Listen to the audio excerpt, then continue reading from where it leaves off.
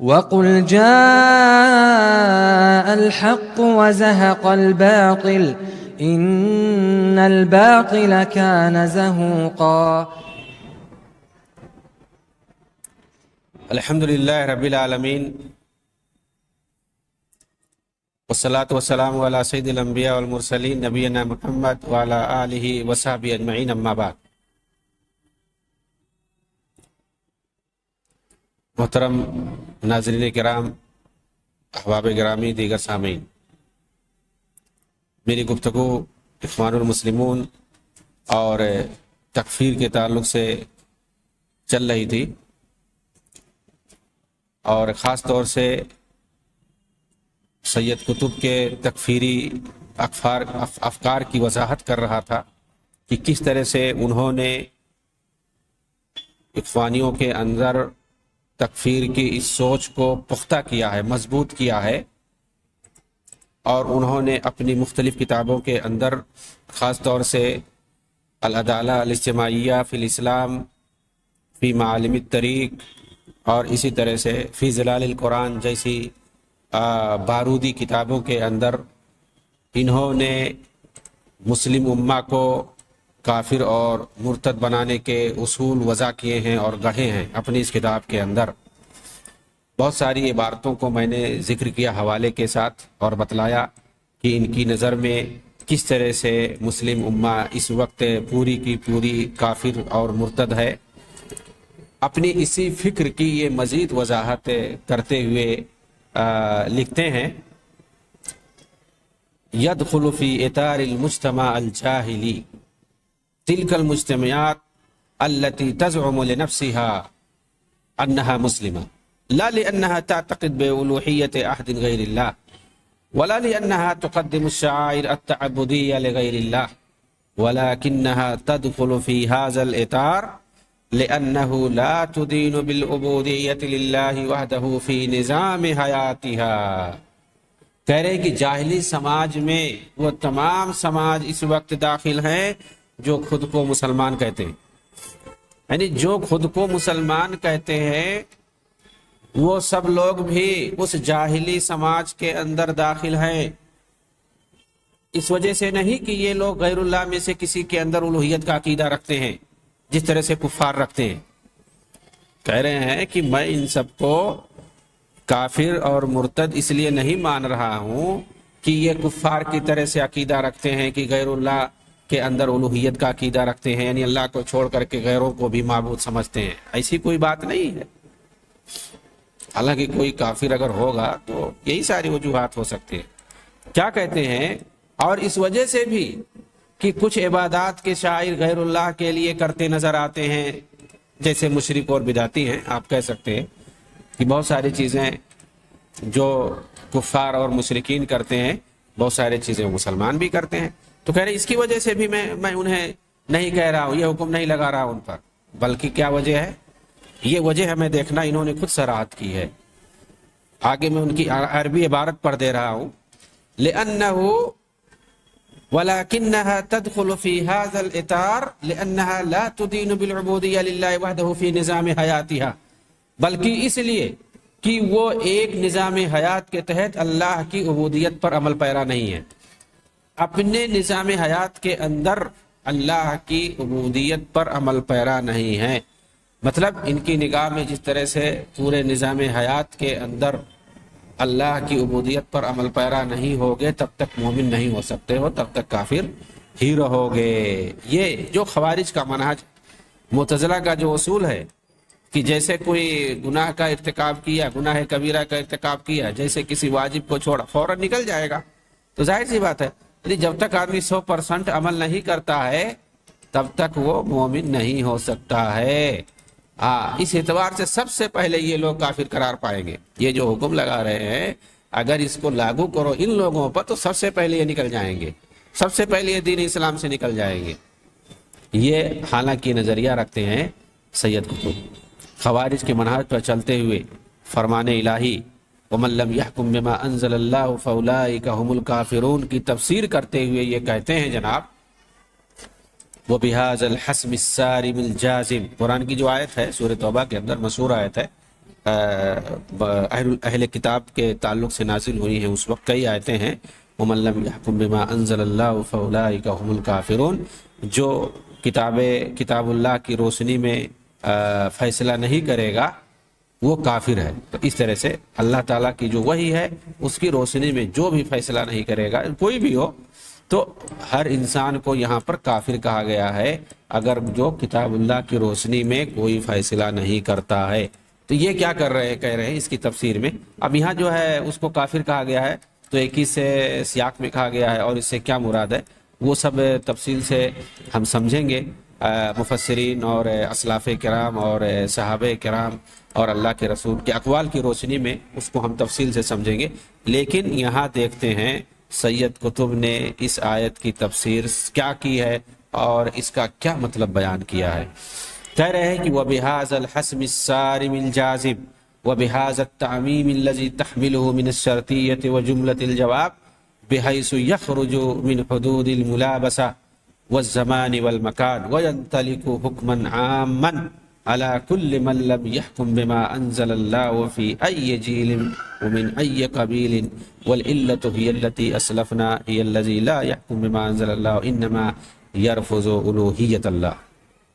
کہہ رہے ہیں کہ یہ اللہ کا قطعی فیصلہ ہے اور بالکل ایک عام فیصلہ ہے، وَمَن لَّمْ يَحْكُم بِمَا أَنزَلَ اللَّهُ فَأُولَٰئِكَ هُمُ الْكَافِرُونَ۔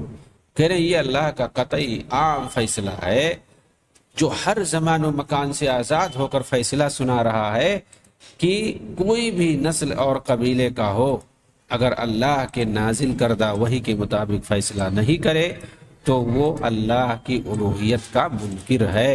اور ظاہر سی بات ہے اللہ کی الوہیت کا اگر کوئی منکر ہے تو وہ کافر ہو جائے گا۔ یعنی اگر کوئی فیصلہ نہیں کرتا ہے کتاب اللہ کی روشنی میں تو وہ گویا ان کی نظر میں اللہ کی الوہیت کا انکار کر رہا ہے۔ اب سوال یہ کہ کیا یہ ابن عباس رضی اللہ تعالی عنہما اور دیگر ائمہ سلف کی اس تفسیر کا انکار نہیں ہے جو ان لوگوں نے اس آیت میں کفر کا مطلب بتایا ہے؟ اس آیت کے اندر جو کفر کا مطلب بتایا گیا ہے اس کا انکار نہیں ہے۔ انہوں نے جو بات کہی کہ اگر جو فیصلہ نہیں کرتا ہے کتاب اللہ کی روشنی میں تو اس نے گویا الوہیت کا انکار کیا۔ فیصلہ نہ کرنے سے الوہیت کا انکار لازم آئے گا، وہ کافر ٹھہرے گا، یا کس طرح کا عقیدہ رکھنے سے کافر ٹھہرے گا؟ ابن عباس رضی اللہ تعالیٰ عنہما اور دوسرے جو ائمہ سلف ہیں ان لوگوں نے اس آیت کو کیا معنی بتایا، اس آیت کے بارے میں اس کی تفسیر کا ہم انکار کریں گے یا سید قطب کے اس خارجی نظریے کو ہم لاگو کریں گے؟ پھر کون آدمی ٹھہرے گا مسلمان؟ کیا سارے کے سارے لوگ اپنی زندگی کا ہر فیصلہ کتاب اللہ کی روشنی میں کرتے ہیں؟ اس کا مطلب ہے کہ اگر کوئی بھی فیصلہ، کوئی بھی کام ان کا کتاب اللہ کی روشنی سے ہٹ کر کے ہوا وہ فوراً کافر ہو جائے گا۔ تو آخر سمجھ کے اندر کون بچے گا مسلمان؟ اس کا مطلب یہ ہے کہ اگر کتاب اللہ سے ہٹ کر کوئی بھی کام ہم کر رہے ہیں اور کس کے یہاں مخالفت نہیں پائی جاتی ہے، کس کے یہاں مخالفت نہیں پائی جاتی ہے کچھ نہ کچھ، کس کے یہاں خامیاں نہیں ہیں، کس کے یہاں دنیاوی معاملات میں فیصلے نہیں ہوتے کتاب اللہ سے ہٹ کر کے، کس کی زندگی مکمل طور پر 100% صحیح ہے؟ تو یہ اصل مسئلہ ہے کہ ایک چیز ہوتی ہے کہ آدمی انکار کرتا ہے، ایک چیز ہوتی ہے کہ مانتا ہے لیکن اس سے کوتاہی ہوتی ہے بشری تقاضے کے مطابق، لیکن جیسے ہی اس کو اللہ تعالیٰ سمجھ دیتا ہے فوراً وہ واپس آ جاتا ہے۔ ان کے نزدیک کیا ہے؟ انکار مطلب وہ عقیدہ رکھے یا نہ رکھے، وہ کچھ بھی کہے زبان سے کہ میں مانتا ہوں، اگر اس نے خلاف ورزی کیا ہے تو وہ کافر ہو گیا۔ یہ خوارج کا عقیدہ ہے۔ عملی کوتاہی کی بنیاد پر کوئی شخص کافر نہیں ہوتا۔ اگر کوئی کلمہ طیبہ پڑھ لیا ہے لیکن عملی زندگی میں اگر اس کے یہاں کچھ کوتاہیاں پائی جاتی ہیں، حالانکہ وہ سارے ایمان کے ارکان کو مانتا ہے، عقیدہ رکھتا ہے، اسلام کے تمام ارکان کو وہ مانتا ہے، عقیدہ رکھتا ہے، اسلام کے تمام واجبات اور احکام کو وہ مانتا ہے، لیکن عملی میدان کے اندر اس کے اندر کچھ کوتاہی پائی جاتی ہے، کسی واجب کو وہ چھوڑ دیتا ہے، نہیں عمل کر پاتا ہے، یا کسی معاملات میں وہ مجبور ہو کر کے کتاب اللہ سے ہٹ کر کے فیصلہ لے لیتا ہے، قبول کر لیتا ہے، حالانکہ وہ کتاب اللہ پہ مکمل یقین رکھتا ہے، ایسی صورت میں ہم اس کو کافر نہیں کہہ سکتے ہیں، جس طرح سے سید قطب کہہ رہے ہیں۔ جو بات میں نے بتائی ہے یہ ائمہ سلف کی بات ہے، اور جو بات یہاں پر فی ظلال القرآن کے اندر بتائی گئی ہے یہ سید قطب اور ان کے پیروکاروں کی بات ہے، کہ جیسے کسی واجب کا کسی نے عمل نہیں کیا تو ایسی صورت میں فیصلہ نہیں کیا تو ایسی صورت میں وہ فوراً کافر ہو جائے گا۔ ائمہ سلف نے آخر اس آیت کا ترجمہ کیا کیا، اس آیت کے بارے میں کیا کہا ہے؟ خاص طور سے ترجمان المفسرین جو ہیں، ترجمان القرآن جو ہیں، امام المفسرین جو ہیں ابن عباس رضی اللہ تعالیٰ عنہما، انہوں نے کیا بتایا ہے؟ یہاں کفر سے مراد وہ کفر نہیں ہے جس سے آدمی اسلام سے نکل جاتا ہے، مطلب کفر کے اقسام ہیں، کفر کا لفظ کہیں آ گیا تو آپ اس کو فوراً جو ہے لاگو نہیں کر دو گے کہ وہ ملت سے ہی نکل گیا، اسلام ہی سے نکل گیا، ہر جگہ وہی معنی و مفہوم نہیں ہوا کرتا ہے۔ یہ ابن عباس رضی اللہ تعالیٰ عنہما کا قول ہے کہ یہاں کفر سے مراد وہ کفر نہیں ہے جس سے آدمی اسلام سے نکل جاتا، بلکہ یہاں کفر دون کفر مراد ہے، یعنی کفر اصغر مراد ہے، اور کفر اصغر سے اسلام سے نہیں نکلتا ہے آدمی، جس طرح سے نفاق ہوتا ہے، ایک نفاق عملی ہوتا ہے اور ایک نفاق اعتقادی ہوتا ہے، اعتقادی سے اسلام سے نکل جاتا ہے آدمی اور عملی سے نہیں نکلتا ہے، اسی طرح سے کفر بھی ہے۔ لیکن سید قطب نے ائمہ سلف کی تفسیر پر طعن و تشنیع کرتے ہوئے اسے تحریف کہا ہے، نعوذ باللہ۔ یعنی ابن عباس رضی اللہ تعالیٰ عنہما، صحابہ کرام جیسی شخصیتوں نے جو تفسیر کی ہے، اور دوسرے مفسرین نے، ائمہ سلف نے جو تفسیر کی ہے قرآن کی، اس آیت کی خاص طور سے سید قطب کہہ رہے ہیں ان لوگوں نے تحریف کی ہے، نعوذ باللہ، اور انہوں نے سب سے صحیح مفہوم بتایا ہے۔ 14ویں صدی عیسوی میں، 14ویں صدی ہجری کے اندر انہوں نے تفسیر صحیح کی ہے، اور باقی صحابہ نے تفسیر غلط کی ہے ان کی نظر میں، نعوذ باللہ من ذالک۔ طعن و تشنیع ہے، یہ الزام ہے یہ صحابہ کرام کے خلاف۔ ایک طرف سید قطب مارکسزم سے، کمیونزم سے، جو ملحدانہ نظام ہے، کافرانہ نظام ہے، اس قدر اس سے متاثر ہوتے ہیں اور کہنے لگتے ہیں کہ سماجی مصلحت کے پیش نظر، یہ دیکھیے سید قطب کا پیمانہ، دیکھیے کیا ہے ان کا پیمانہ، جن کو آج کل کے سرفرے جو تحریکی اور اخوانی ہیں ان کو شہید اور کیا کیا کہتے ہیں، یہ سید قطب ہیں۔ ایک طرف سماجی مصلحت کے پیش نظر کیا کہتے ہیں، مارکسزم جو کافرانہ اور ملحدانہ نظام حکمرانی ہے، نظام دستور ہے، اس کو گلے یہ لگاتے ہیں۔ طرز حکمرانی موجودہ دور کی ایک طرز حکمرانی ہے یہ مارکسزم، جس کو یہودیوں نے جنم دیا ہے،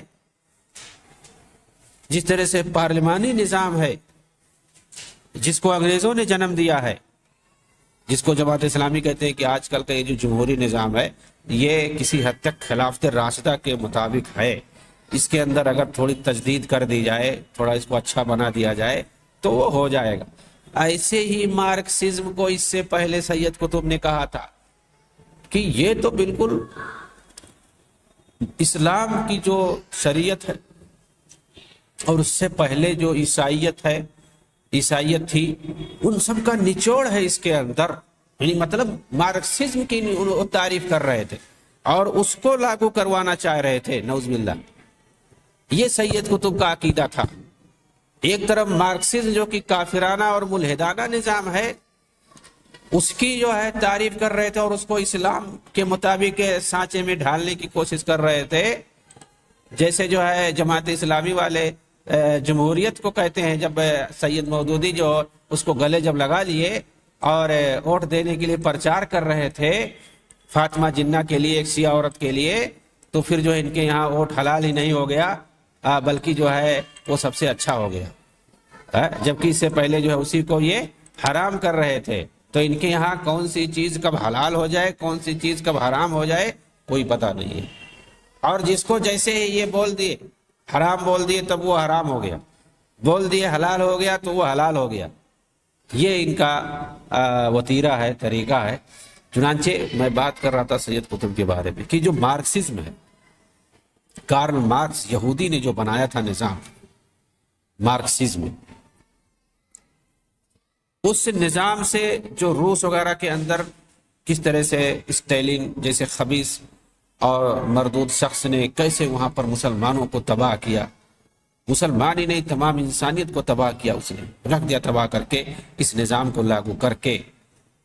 اس نظام سے انسانیت تباہ ہوتی ہے، کسی کو اختیار نہیں رہتا ہے کہ وہ کسی چیز کا مالک ہو سکے، سب کا مالک جو ہے حکومت بن جاتی ہے، کوئی سب کے سب لوگ مزدور ہو جاتے ہیں۔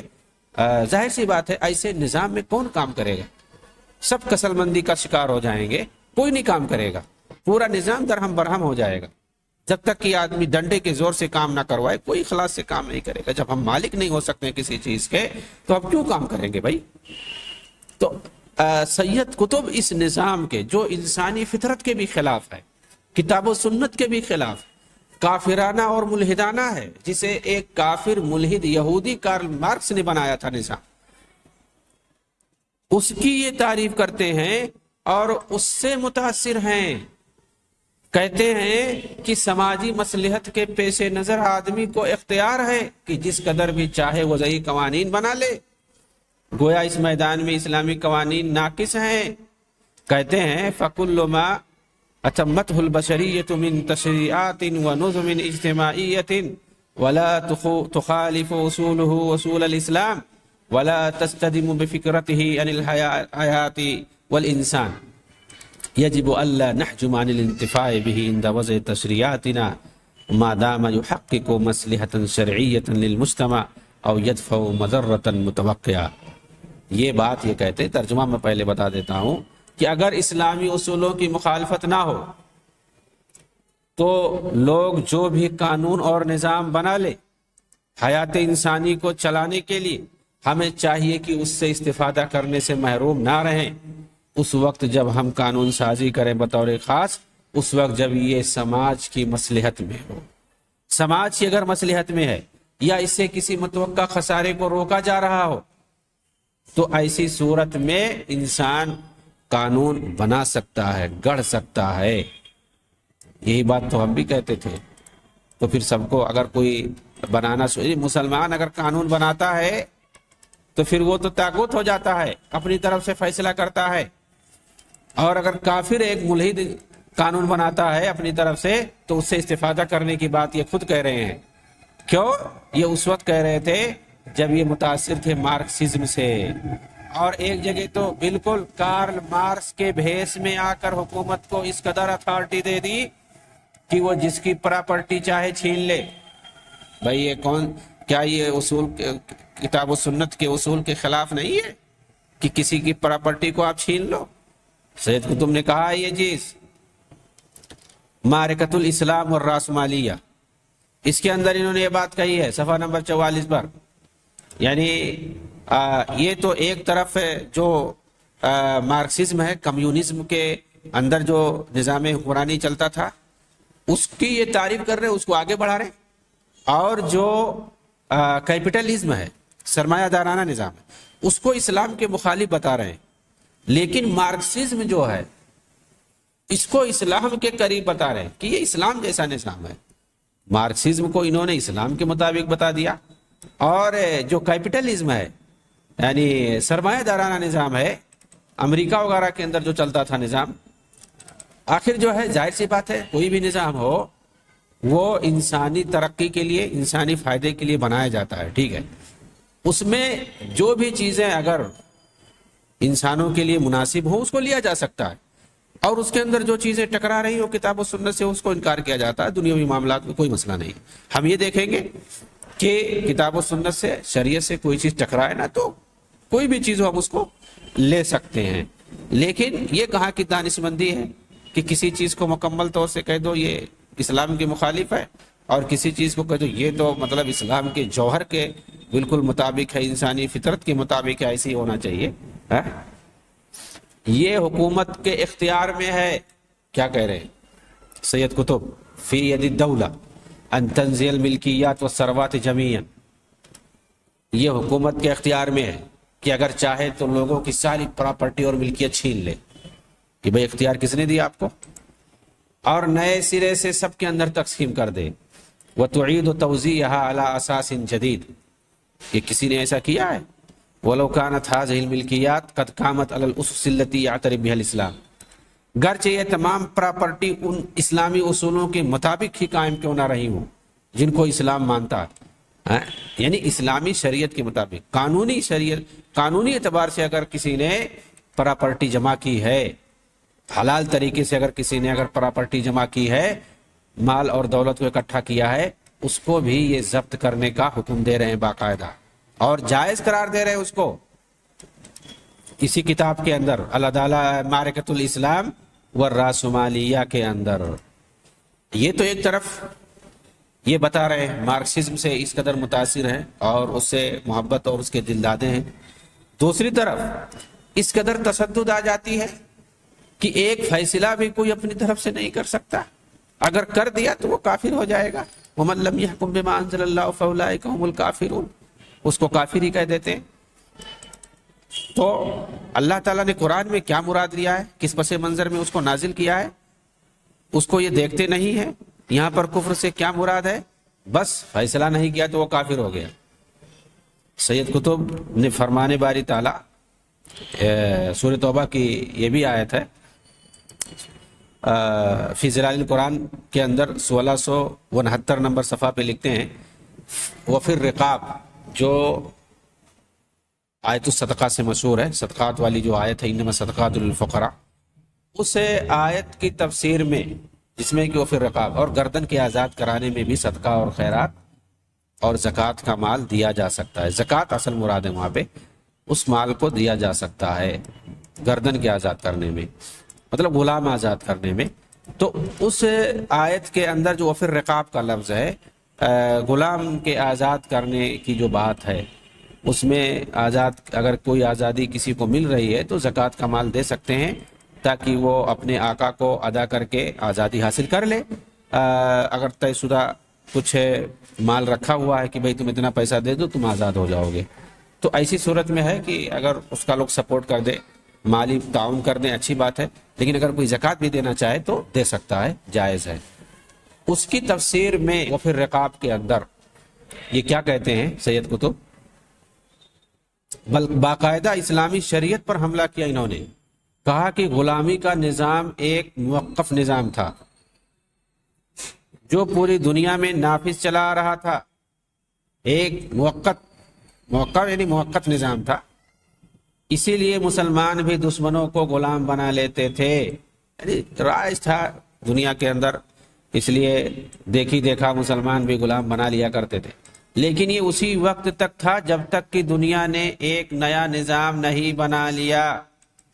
نیا نظام بنا لیا دنیا نے 1945 کے اندر، اور آرڈر آ گیا اقوام متحدہ کی طرف سے کہ اب غلامی جائز نہیں ہے، کوئی کسی کو غلام نہیں بنا سکتا ہے. باقاعدہ یہ قانون بن گیا ہے. تو یہ کیا کہہ رہے ہیں؟ ایسی بات ہے، وہ تو اقوام متحدہ کا قانون ہے، اسلامی نظام میں ایسا تھوڑی کچھ ہے کہ مانیں گے اس کو ہم. تو یہ کہہ رہے ہیں کہ دنیا نے اب ایک نیا نظام بنا لیا ہے، مطلب ان کے نزدیک اب غلام نہیں بنا سکتے ہیں، اب غلام بنانا جائے. کہاں بھائی یہ حکم نازل ہوا ہے؟ کیسے؟ یہ کیا کب سے منسوخ ہو گیا؟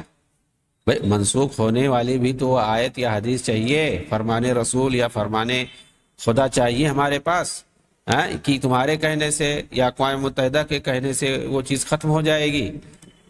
تو یہ کیا کہہ رہے ہیں، اس کو سمجھنے کی ضرورت ہے کہ غلامی کا نظام ایک موقت نظام تھا، وقتی تھا، پوری دنیا میں چلے آ رہا تھا. اسی لیے مسلمان بھی غلام بنا لیتے تھے.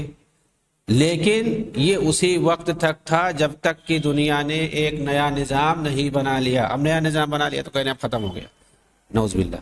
کیا یہ قانون شریعت کا انکار نہیں ہے؟ آخر خود سید قطب اپنے ہی فرمان سے کافر نہیں ہو گئے جو کہتے ہیں کہ ان من اطاع بشرا فی شریعت من عند نفسه ولو فی جزئیۃ صغیرہ فانما هو مشرک ان کان فی الاصل مسلما ثم فعلها فانما خرج بها من الاسلام الى الشرك ایضا مهما بقي بعد ذلك يقول اشهد ان لا اله الا الله بلسانه بینما ہوا یتلقى من غیر اللہ ویطیع غیر اللہ. یہ پورا حکم سنا رہے اپنی طرف سے باقاعدہ فیصلہ سنا رہے ہیں کہ کیسے آدمی کافر ہو جاتا ہے. کہہ رہے شریعت کے اندر اگر کوئی کسی انسان کی فرما برداری کرے گا گرچہ ایک چھوٹی ہی جزئیے پر کیوں نہ ہو وہ مشرک ہوگا. اگر وہ پہلے حقیقت میں مسلم رہا ہوگا کیونکہ اپنے اس عمل سے وہ اسلام سے نکل کر شرک میں جا پہنچا، گرچہ وہ بعد میں کلمہ لا الہ الا اللہ کا اقرار کرے جبکہ وہ دوسری طرف غیر اللہ کی بات لے رہا ہے اور غیر اللہ کی فرما برداری کر رہا ہے. یہ جو حکم یہ بتا رہے ہیں کہ جو غلامی کا نظام تھا وہ وقتی طور پر تھا، مسلمان بھی بنا لیتے تھے، لیکن یہ اسی وقت تک تھا جب تک کہ ایک نظام بن نہیں گیا، دنیا نے بنا نہیں لیا. تو کیا اپنے اس قول سے یہ خود نہیں نکل گئے؟ اب بتائیے. آخر سید قطب نے جس طرح صحابہ کرام اور بعد کے سلف صالحین پر بھروسہ کر کے جس طرح قرآن کی آیتوں کو مانا اور ان پر یقین کیا، اسی طرح ان صحابہ کی تفاسیر پر بھروسہ کیوں نہیں کیا؟ بھئی قرآن کو مانتے ہیں، کس وجہ سے مانتے ہیں؟ انہی صحابہ کرام نے تو لایا، انہی لوگوں نے تو روایت کیا، ہم تک پہنچایا، منتقل کیا. تو جنہوں نے قرآن ہم تک پہنچایا اور ہم قرآن کو مان رہے ہیں تو انہی نے تو تفسیر بھی کی ہے، تو اس تفسیر کو ہم کیوں نہیں مان رہے ہیں؟ ان کی تفسیر پر ہم بھروسہ کیوں نہیں کر رہے ہیں؟ کیا یہ ثابت نہیں کرتا کہ انہوں نے ایسا صرف اور صرف خارجیت کے جراثیم سے متاثر ہونے کی وجہ سے کیا ہے؟ علامہ خطیب بغدادی نے تاریخ بغداد میں ایک واقعہ نقل کیا ہے، یہ بہت ہی بہترین واقعہ ہے. ہو سکتا ہے بہت سے خارجی سوچ رکھنے والے، تکفیری سوچ رکھنے والے اس سے کچھ نصیحت حاصل کریں. کہتے ہیں کہ جسے حسن ابن خضر نے روایت کیا ہے کہ میں نے ابن ابی دعاد سے یہ کہتے ہوئے سنا کہ مامون رشید کے پاس ایک خارجی لایا گیا، ایک خارجی کو پکڑ کر کے لایا گیا. مامون رشید جو خلیفہ تھا اپنے دور کا، عباسی خلیفہ. اور جب وہ خارجی سامنے آیا تو مامون نے اس سے پوچھا آخر تم نے ہماری حکومت کے خلاف خروج کیوں کیا؟ بغاوت تم نے کیوں کیا؟ بغاوت کیا تھا، پکڑا گیا، جیل میں ڈالا گیا. تو اس کو سامنے لایا گیا اسے پوچھ تاچھ کے لیے. تو مامون رشید جو ہارون رشید کا لڑکا تھا، اور ہارون رشید کے بعد امین رشید، اور پھر اس کے بعد یہ مامون رشید خلیفہ بنا تھا، یہ دوسرا ولی عہد تھا. بہرحال مامون رشید نے جب اس سے پوچھا کہ بھائی تم نے ہماری حکومت کے خلاف خروج کیوں کیا، اس نے جواب دیا کتاب اللہ کی ایک آیت کی وجہ سے، ایک آیت کی وجہ سے خروج کیا. اس نے پوچھا وہ کون سی آیت ہے؟ خارجی نے کہا اللہ تعالیٰ کا یہ قول وَمَن لَّمْ يَحْكُم بِمَا أَنزَلَ اللَّهُ فَأُولَٰئِكَ هُمُ الْكَافِرُونَ، جو اللہ کی وحی کے مطابق فیصلہ نہیں کرتا وہ کافر ہے. اس کے بعد مامون نے پوچھا اس سے کیا تم اس آیت کے منزل من اللہ ہونے کا عقیدہ رکھتے ہو؟ اس آیت پر تمہارا عقیدہ ہے کہ اللہ کی طرف سے اتری ہے؟ اس نے کہا جی ہاں. پوچھا کیا دلیل ہے؟ کون سی دلیل ہے تمہارے پاس؟ کیا پروف ہے تمہارے پاس کہ یہ اللہ کی طرف سے اتری ہوئی آیت ہے؟ اس نے کہا امت کا اجماع، پوری امت مانتی ہے، یہی ہمارے لیے دلیل کافی ہے.